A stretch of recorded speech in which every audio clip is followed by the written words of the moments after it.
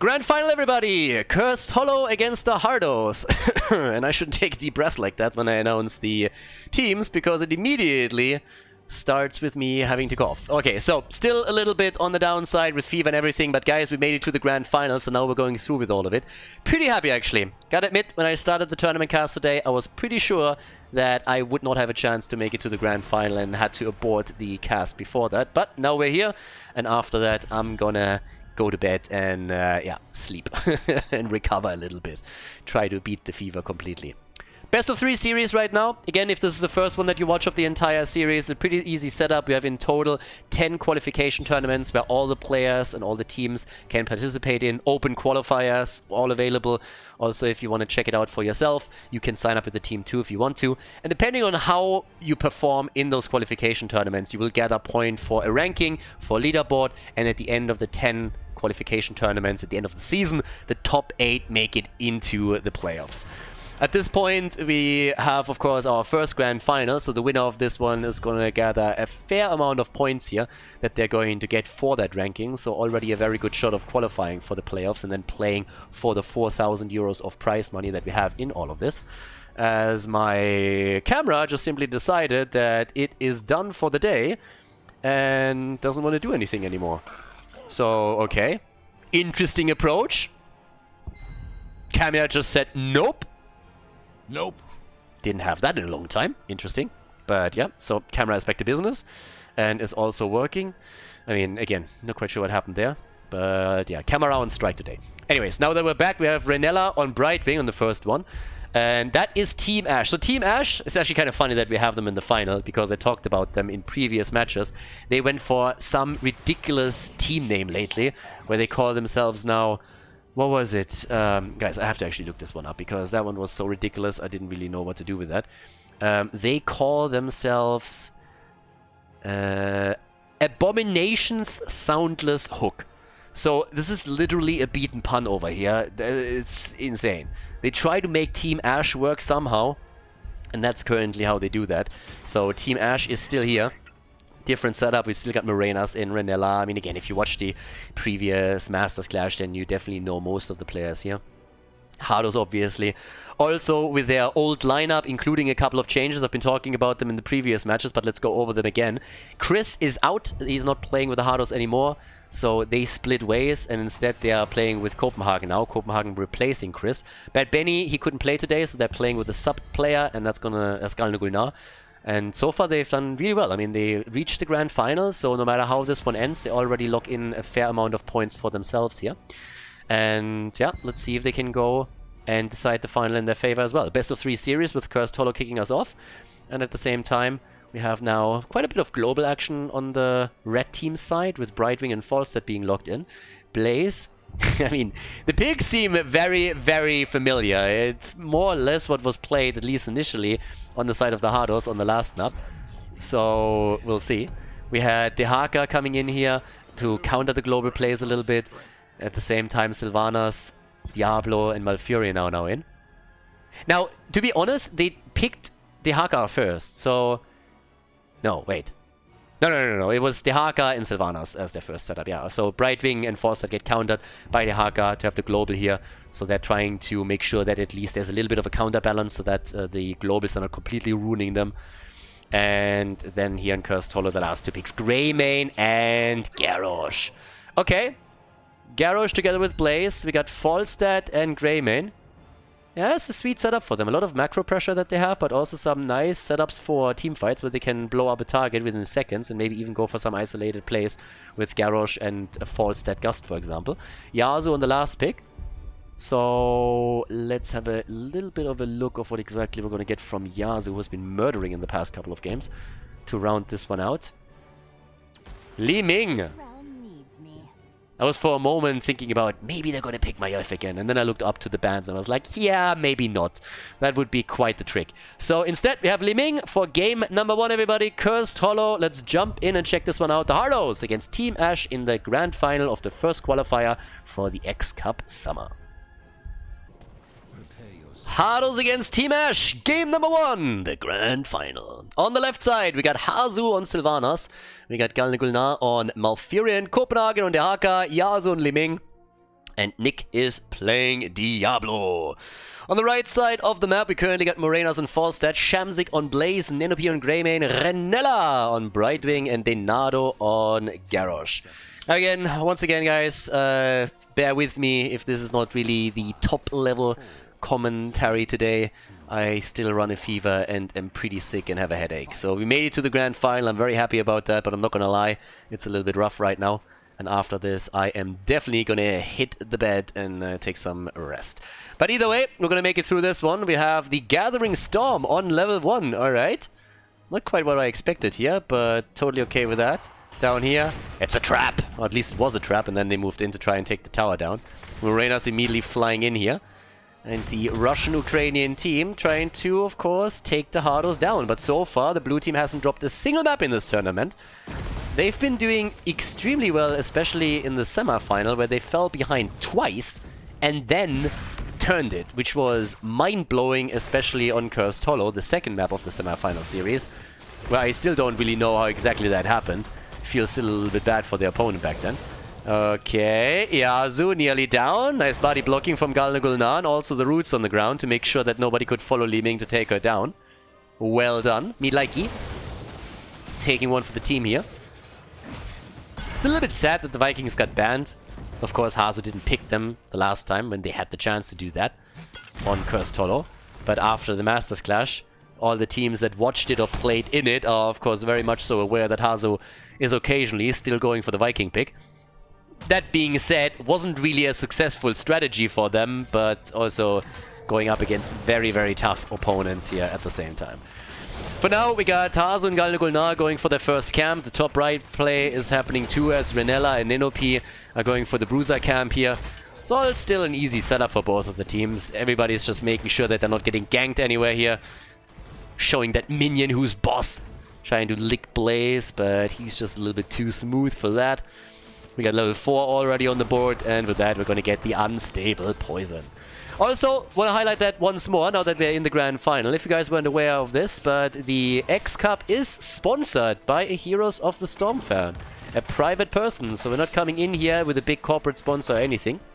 Instead, it's the Heroes of the Storm fan that has been playing since Alpha, to my knowledge, and has ever since been a member of the Heroes of the Storm community, watched HGC in all the tournaments, and at this point wants to give back and create something for the players and the audience, which is also one of the reasons why we're allowing all of the players to stream their own view, while other casters are allowed to stream this as well, because again, this is by the community, for the community, and it's pretty sick. And that particular person wants to stay anonymous, aka Mr. X.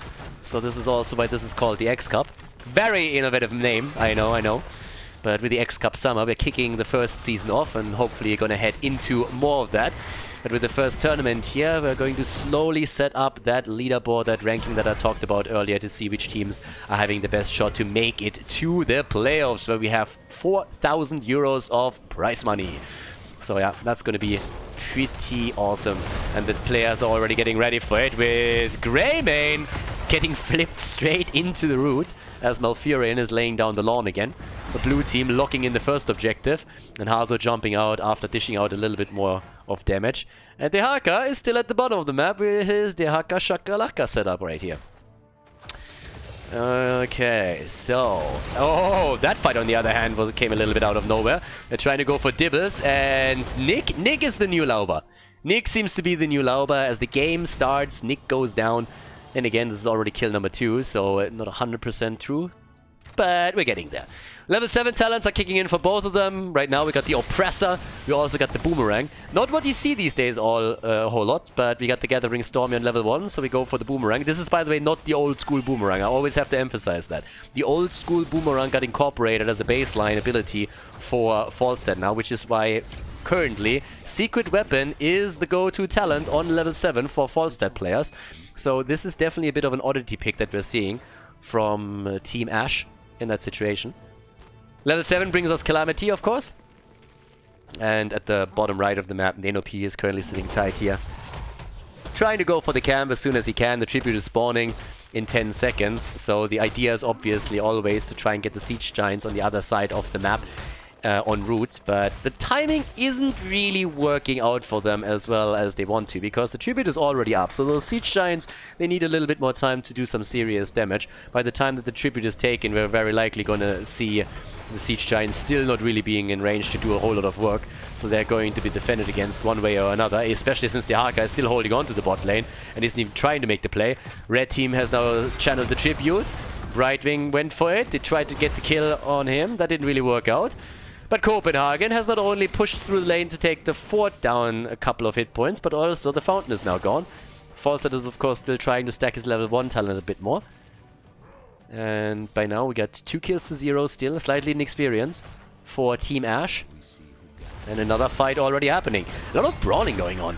I mean, they're really trying to intercept as much as they can. And here comes the drag, and that's a kill. That has to be a kill. Please tell me that's a kill. And there it is. But that was a clutch one, because Brightwing was nearly there to help out. And it seems like Hardos going down too. Yes. Okay. Brightwing is a little bit too late. I mean, at this point, Renella is just a sad panda because he's always late. He tried to save both of them and couldn't save either one. That's 2 kills now for the Hardos. And of course, as level 10 abilities are now ready, that means not only tribute time, but also the boss is up on the map. And the red team might go for their own boss. Indeed they do. Greymin is already on it. But so is the blue team. Interesting choice also. Disintegrate for Li Ming. Yasuo putting his own style onto this. As explained already quite a bit in the past, this integrate is usually not a pick on the competitive level unless you have an Anubarak against you, because once Anubarak uses his cocoon, you are trying to burn it down quickly with this integrate, which means you are always winning the cooldown trade. Outside of that, it's pretty much just wave of force, or wave of force. In this particular setup though, he goes for the laser show, so we'll see what they can do with it. What they can do at the bottom of the map is already take down fort number 1, whereas the top side damage is not going to be that significant, or at least it shouldn't be, especially since the Hardos are moving in to defend against it. But now that the bottom fort has fallen, yeah, there it is. Bzzz. The laser action satisfaction right here. And they're going to defend against that boss. Hazu, yeah, okay. Murenas is coming out of nowhere a little bit, but of course that's not going to be of any consequence. But another tower very likely going to get dropped down here. Dinardo, he wants to go for the channel so that they can make sure they're not going to get cursed anytime soon. But the Hardos are definitely going to try and fight for that one. Top lane is still in play. And as long as the keep or the fort at least has a couple of hit points, that's all that you really need to do. Since you want to make sure that the catapults are not spawning. So there's that. But either way, at this point, we got our little play. They're trying to make sure that there's enough space for Renella to channel. But he gets interrupted. So now, all of a sudden, they're here again, but the shots are being fired. Brightwing dodges out on them. Here's the Apoc! And the save from Dinardo as he's pushing him back out. Nick instead gets attacked and flipped back in. Great job. He tries to push his way out, but Dibbles goes down. So does Blaze, though. So a kill for a kill, and the Hardos are still hoping to go for the first curse here. There's another quick drag. They go for Dinardo. And this time they will get him. Yes, it's Disintegrate that drops him there at the end. But the reset allows Yasuo to go for even more damage. He comes back in with an attempted Calamity kill that didn't quite connect. But they don't have their support any longer. Dibbles is of course back to business now that he makes his way back into the fight and is trying to go for the wall stun. Oh, nice! Flip straight into the Li Ming combo. Good for him. And that zones out Team Ash and allows Hazu to go for the channel. Yeah, a bit more of a laser show by Yasuo, and that zones them out completely. The curse is there, and the blue team is starting to take the lead in the game. Not only do they have level 13 talents... What the fuck? Alright, now he's trolling. Glass cannon? Damn. Okay, that is a little bit... I mean, again, the first thing that we have to, of course, talk about is that they're also switching roles a little bit. If you have watched them in the Masters Clash, then you know that not everybody is playing on their normal role here. Yasuo is usually playing the support for the team. Today, Galnugulnar, as mentioned, is subbing in for Benny, so he's playing the support role, allowing Yasuo to switch it over. But that's more than an interesting setup, to actually go for Glass Cannon. Now, when you see Glass Cannon, the opponent's team should always try to punish that as quickly as they can. Glass Cannon is more of a meme pick as well, simply because it makes Li Ming so incredibly vulnerable that you can just completely crush her. But for that, you have to get close enough to her to get the damage connected, and apparently the Hardos think that they can prevent that from happening. So this is a bit of a disrespect move by Yasu, as he's just saying, yeah, you guys are not gonna win against us anyways, so I might as well go all out, go for this integrate and also pick Glass Cannon, and then we're gonna murder you here. So yeah, he goes all out on this. All the forts are down, by the way, but yeah, this is kind of crazy. And it would be funny to see Team Ash just going hard on Li Ming and just taking her down fight after fight at this point. But the Hardos, of course, come into this match as the favorites, and it might just be enough to bring them over all of this. But well, as it currently happens, we have level 15 on the board. It's a play around vision, and the birdie is down. Yeah, never face check a bush, my friend. He thought he's safe. Newsflash, you aren't. So with that, we have an easy kill in. That's already that. And of course, at the bottom of the map, they can now technically also try to drop a couple of hit points on the keep, especially since they are about to hit level 16, which is more of a problem. That's a talent advantage plus a Sylvanas in the mix and a 5 versus 4. I mean, what else do you want? Granted, the Haka isn't here because he's still soaking the lanes, but that doesn't even matter all that much. You need to be careful once that false set is back up on the map, of course, but this is already easy and free damage against the keep. And the Haka is controlling the lanes. They can still set up another trap. And this time, they are at least not face-checking the bush. That would have been too much. I mean, again, face-checking the bush once, you know, that's one thing. But if you already get blown up instantly and then you try to do it again just 2 minutes later, that would be a bit of an issue. Either way, we got currently another attempt. Just, I mean, it's not the same bush, but it's pretty close, and they're trying to go for the kill. Falset might have to gust them out here. Bunker is already up. There's the gust as they're trying to retreat. Can Galnagul not drop the root? Nah. So 5 against 4 kills, 16 against 15. And the quick play for the boss. And the red team can maybe try and contest it, but they won't be able to go to the top lane and get their own. So that's a problem, honestly. Right now, it doesn't seem like they can prevent the boss from being taken. Oh, nice jump. That was a good one, but he doesn't have bunker anymore. He doesn't have bunker. Blue team pushes in. Apoc is there. That's a kill against Blaze. Blaze is down 100%. So is the Haka, though, but they're cleaning house now. 1 down, 2 down. They go for the triple. Nano P is dead. And, well, that's a boss taken by the blue team. And, of course, on top of that, they also get the kills. Nice. But yeah, the fight was just a little bit too good. If the ults wouldn't have been used earlier, then that's a different story, I suppose. But since bunker wasn't available anymore, they couldn't do anything here. Hazu is jumping out, Liminga taken, but now all of them are obviously caught in a pretty bad spot, especially Morenas. He can try to barrel roll out, but he's on cooldown apparently. So that's a kill against the birdie. Stagger death on him. The keep is going down anyways. That's not even a question any longer. So with the keep getting crushed, what else can they do here? Maybe... I mean, are they gonna end? Falstad is missing? Without Li Ming, though? Not so sure. I mean, the boss should be able to do some damage against the core, but I don't think that they can end the entire... Well, no, now it's over. Alright, now they won't be able to take the core down. No. It's even questionable if the boss is able to do some damage, because it's still a very early on boss, and without anybody else distracting the red team or doing some extra damage, the shield isn't even get dropped. No. Alright. But the keep is down. 13-minute keep. You're gonna take that. You're definitely gonna take that. So, good for them. We have, with level 16 on both sides now, also the Executioner. The Afterburner is in. And an easy... With Sylvanas down, it's an easy boss and an easy tribute for the Team Ash. So, that boss at the top lane is at least going to eliminate the fort. Shouldn't be able to do too much more. They might be able to steal the camp down here away. Which is kind of good for them. Puts more pressure on the core and helps also the catapult towards the core. But we're still only 14 minutes into the game, so we're very unlikely going to see core damage because of it. But it forces some of the red players back. And that matters, since the top defense against the boss is now much easier for the Hardos. So, that's kind of important. But yeah, as you can see here, double Siege Giant, 1 catapult, 2nd catapult coming in. Someone has to react to it and deal with it. You can't just simply ignore that. Level 20 is close for the Hardos. Another big point here. And yeah, they're going to take the boss down to an extent, and then they're going to fall back down towards the tribute. They don't have to eliminate the entire thing. The catapult and towers are going to take care of the rest. So there's that. But as you can see down here, that's already the setup right there, with half a level missing until level 20. And they're attempting to zone them out, but Fawcett is still showing at the bottom of the map, so they know that they can easily channel it. And for the red team, it's not a problem to let this one go. It was the first tribute for the Hardos in this rotation, so not really an issue.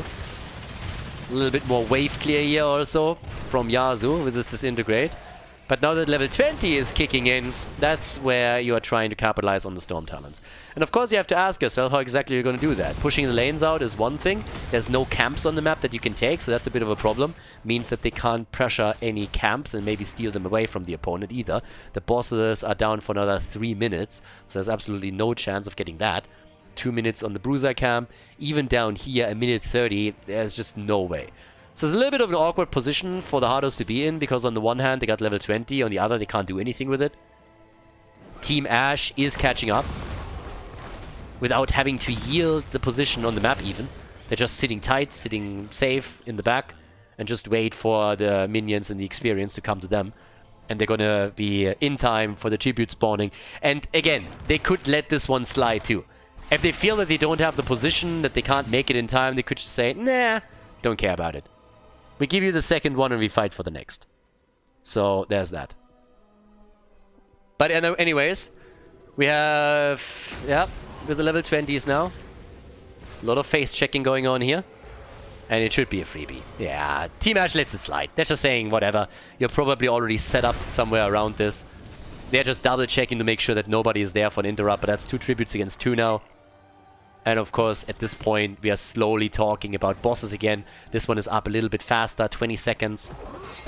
And that is an easy peasy kill against Malfurion, and that should be a boss. 16 seconds for it to spawn. 60 seconds for Malfurion to come back. Math adds up. That's going to be a free boss. Yeah, maybe not quite, because the tribute is spawning in 20. So it could be a little bit close getting the boss and rotating towards the top in time. So maybe we're talking curse here. 13 seconds, 10, 9. Yeah, Blaze is already moving in. They get the boss. Likely gonna take down the fort. 3 seconds. Shamzik gets attacked. There's the Apoc set up. Li Ming is channeling it. Li Ming on the channel, that's a curse. No, Falset flew in. Falset flew in and interrupted. Falset is flying in, but the fight is awkward. Awkward as hell. Malfurion isn't here. It's still a 4 versus 5. The Hardos fucked up. Nick is in trouble, and he's dead. Nick is dead, and, well, that's a curse against the Hardos. That was bad. Bad. And Dr. Sheep, what do you think about this particular play? It was bad. Bad. Horrible play. Now, they were hoping, of course, for an isolated easy kill against a single target. But now they had a problem. The good thing for them is they at least got the kill against Blaze, so that helps. Diablo dead, but he came back. He had the stacks. Now it's a 4 versus 4 again. So they salvaged the situation a little bit, in the sense that they can fight a 4 versus 4 now. But that was definitely not a good move. The boss at the bottom of the map already went through the fort and is now attacking this. We're still talking about the top and about the potential curse. No matter which team channels it, it will be a curse one way or another. 10 kills against 10. Pretty kill-heavy game for the first map in a grand final. And yep, in the meantime, this is happening. So this keep is in trouble. There's not a lot of time for them. The minion wave is going to be blown down soon. There's the taunt! And can they get the kill? Ah, the gust, the wall stun against Morenas. Nick, yeah, Malfurion still got pushed back by the wind tunnel the entire time. Yasu with the damage, and he got a lot out of it. The roots on the ground, Malfurion! And they can't get the kill. They got close though. Top keepers fall now. Top keep has been eliminated on the red team side. So they are behind now. Malfurion nearly gets flipped by Denado again. There's the drag on the other hand, and that's a kill. Beautiful. Hardos in control again. Yeah, they took a big risk earlier and it didn't pay off whatsoever. But now they're bringing it back. In comes the bunker. Yeah, the Haka gets attacked, but Hazu is jumping to the wave to ensure that he can help his teammate out. 4 versus 4.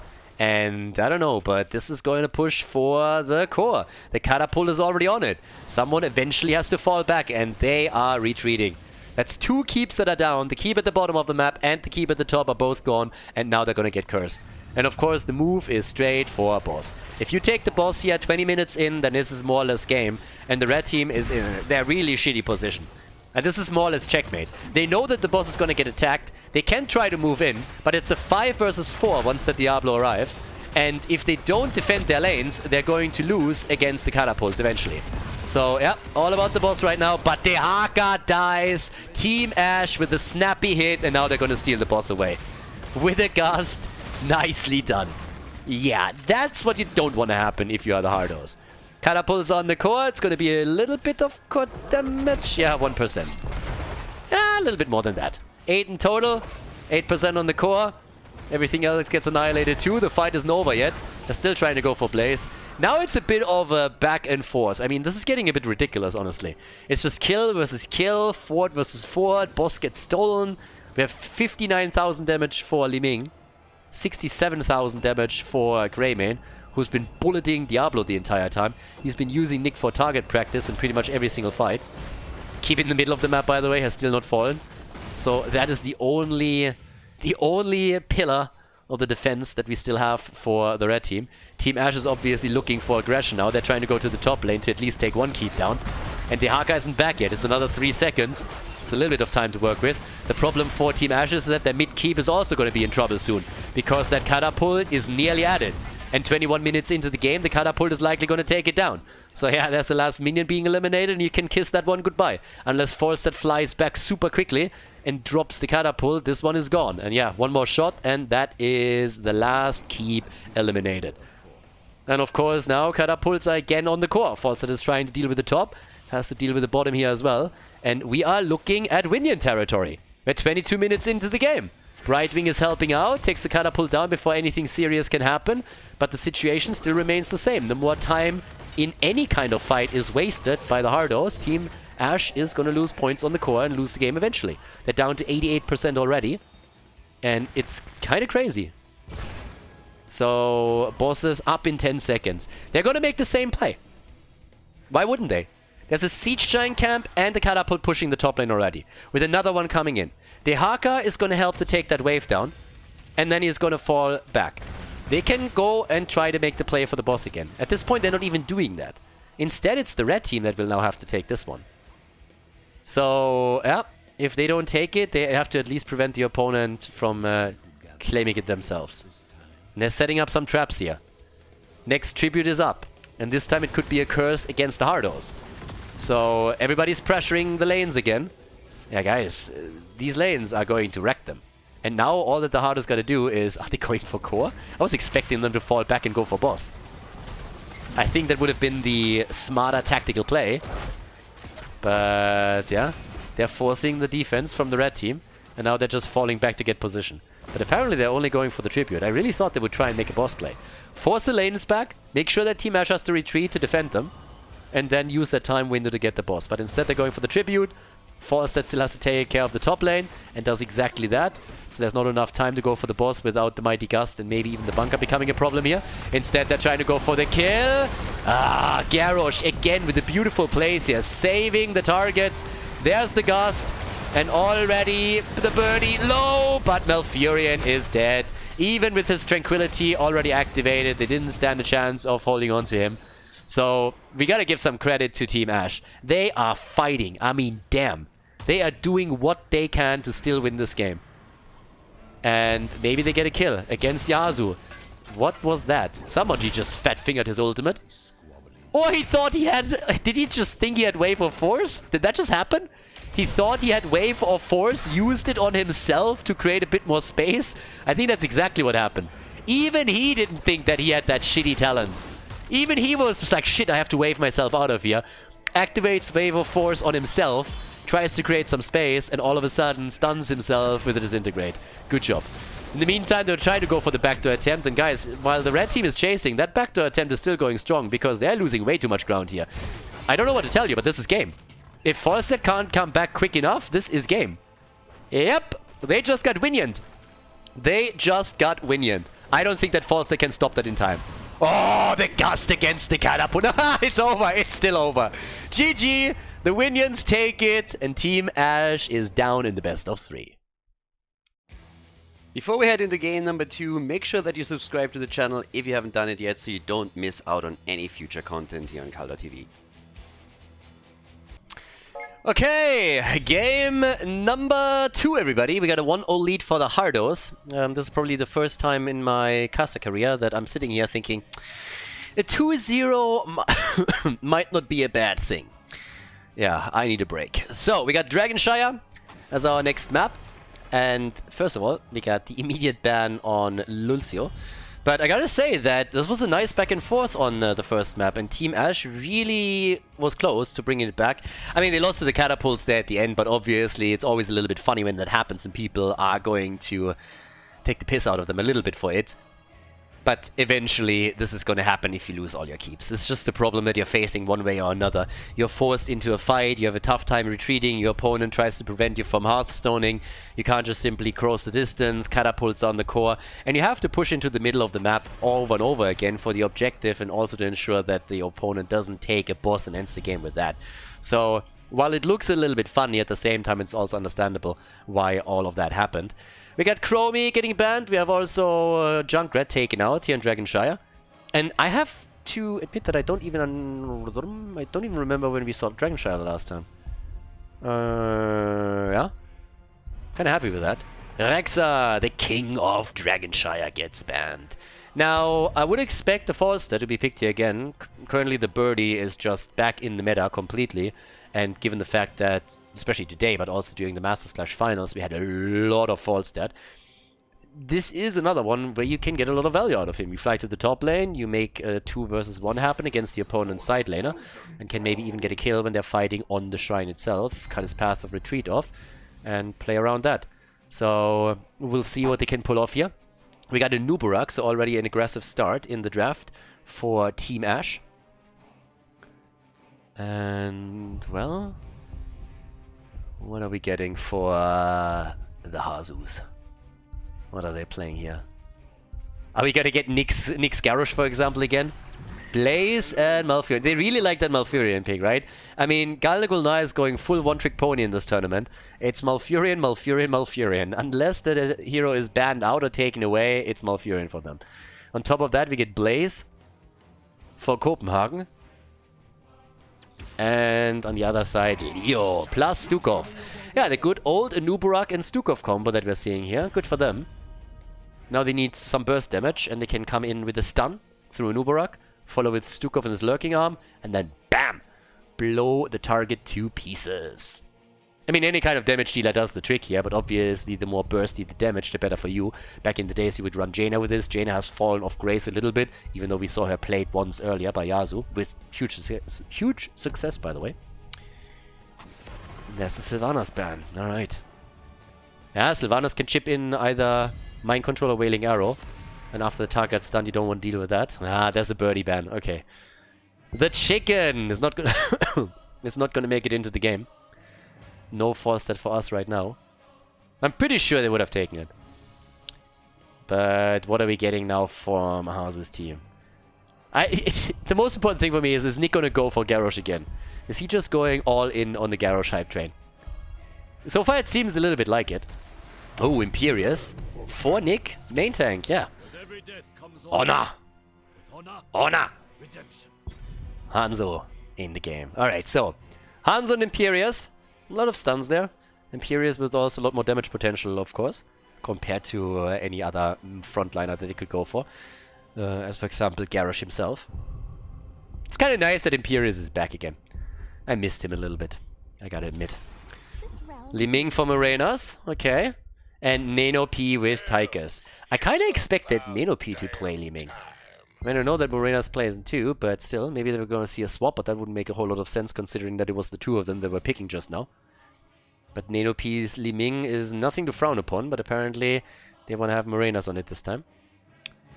Okay, so Yasuo, last pick for the Hardos, game number 2. If they lock this one in, they win the series and therefore the grand final of the first qualifier for the XCup Summer Playoffs.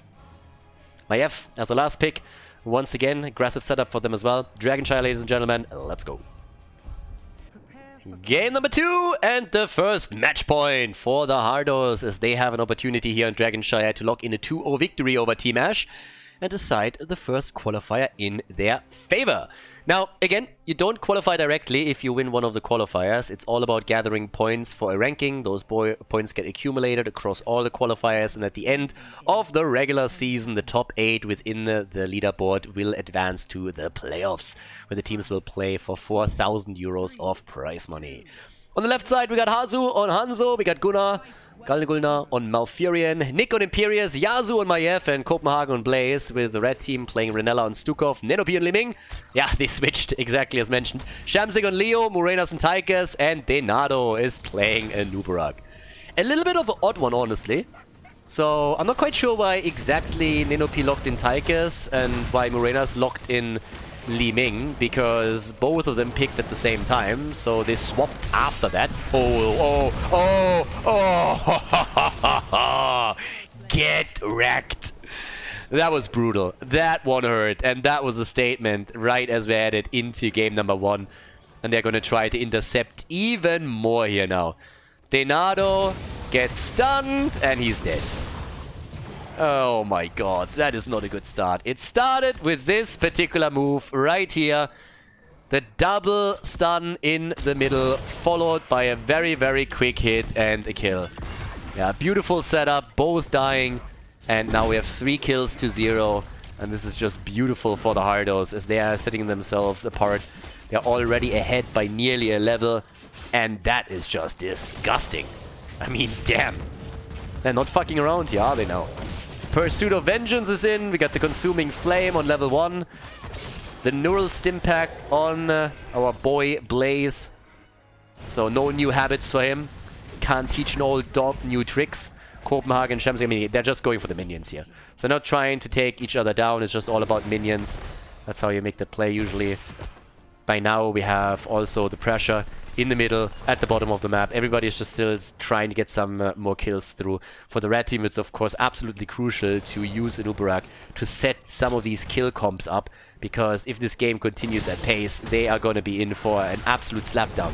There's a chance that the Hardos are going to try and speedrun this one. Yeah, 3 kills to 0, early level 4.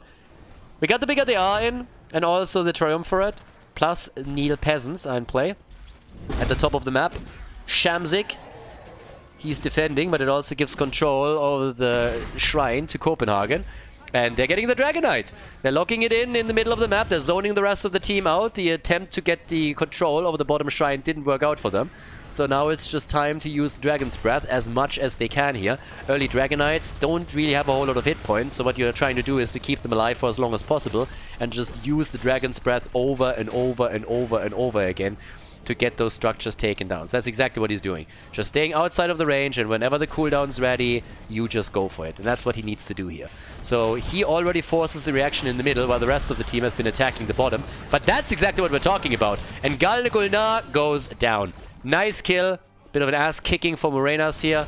But as you can see, the wall is already eliminated, and they can do a bit more. So the battle axe is being used. The goal is, of course, to take the fountain down. That takes the sustain in the mid lane away, and they're doing even more than that. Fantastic first Dragon Knight for them. I mean, that is mad value on the first objective. That's actually insane. First objective, and you got the 4 down to, I mean, 15-20% HP. Damn, son, that is serious business.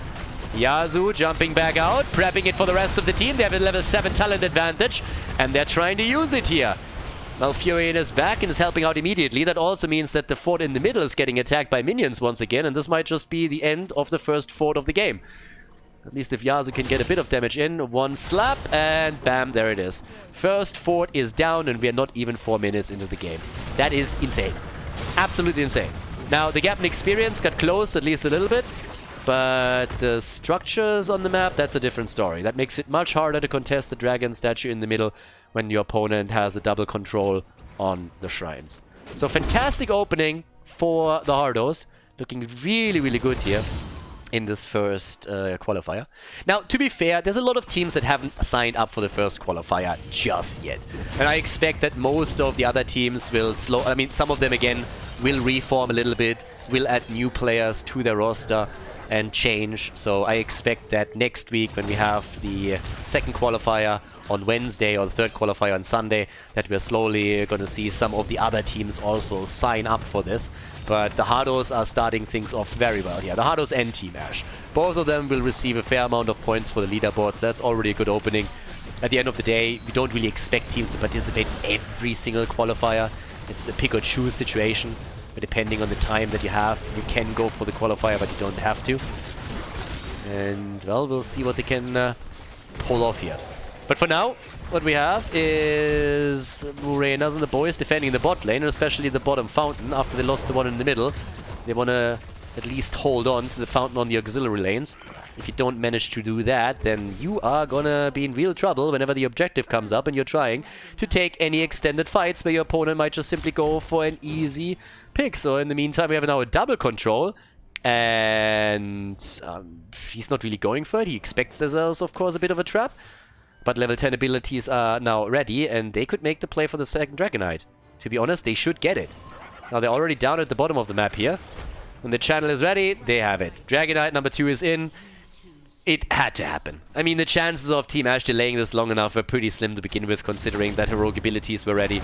But now it's a play for the bottom fort.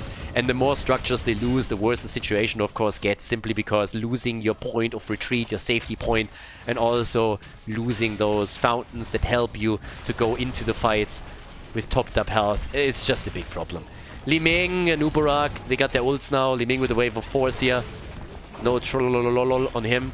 Wrath of the Ingiris and the containment disc. The fort is down and they're baiting out Odin too. Dragonite might just rotate into the middle. Yeah, but you're still sticking it out. Again, same MO as in the last situation. Just trying to survive for as long as possible and using the Dragon's Breath whenever he can to take down the hit points on the towers and the gate. Oh, that arrow didn't go anywhere. Big miss on the arrow. He was obviously expecting them to move up a little bit further and they didn't. So they can't capitalize on this with a couple of kills. But as you can see, that's already a lot of damage here on the entire wall. Fight could change this. But it depends. Yeah, Cocoon gets used against Imperius. I was just about to say, if Imperius can lock in the stun against Nubarak, then it's a different situation. But he's not able to make that happen. And I guess he can still rotate someone towards the top, and should.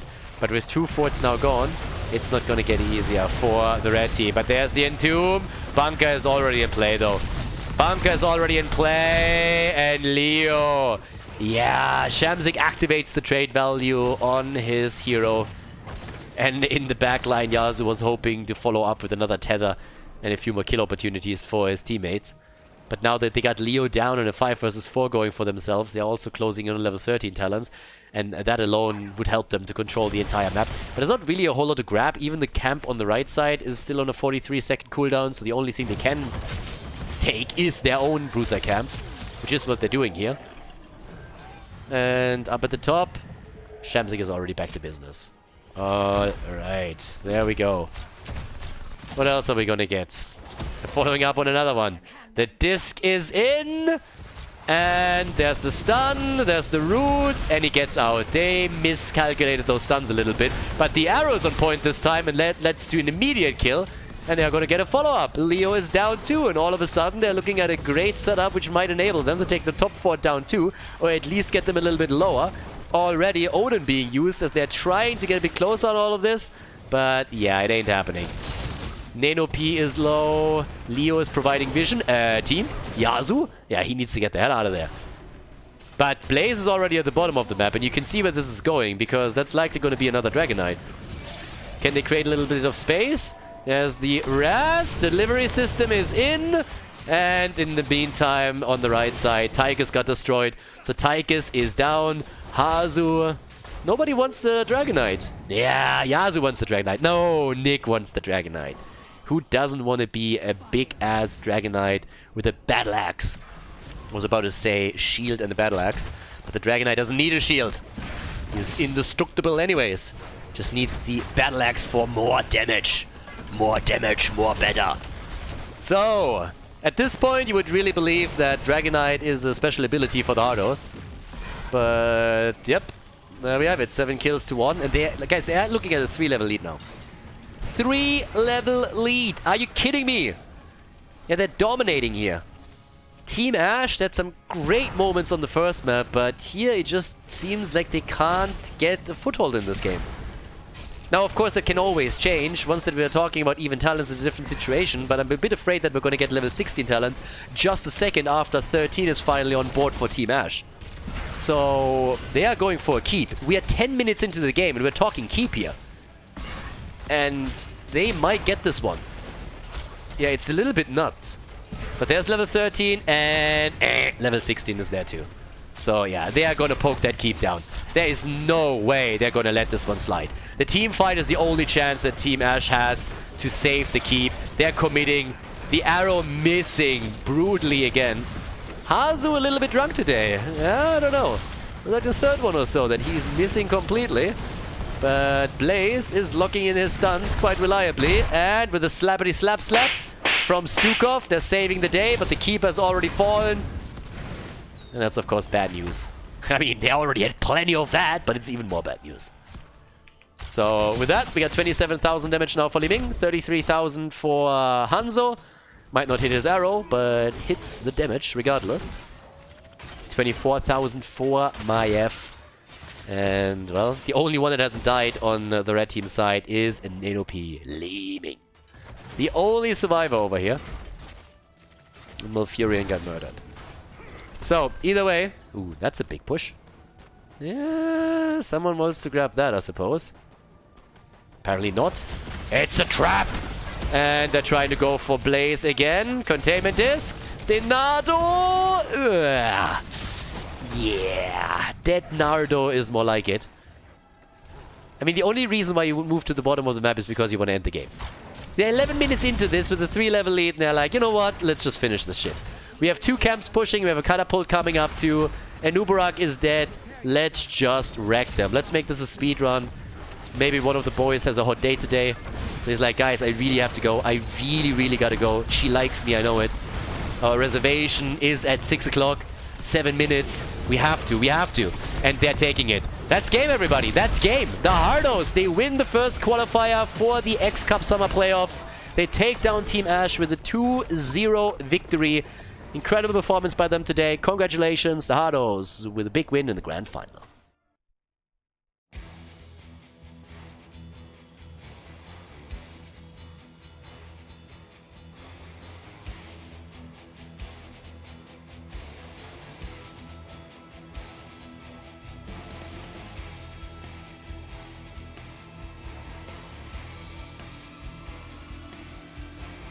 Thank you everybody for watching the video today. I hope that you enjoyed the show and the commentary.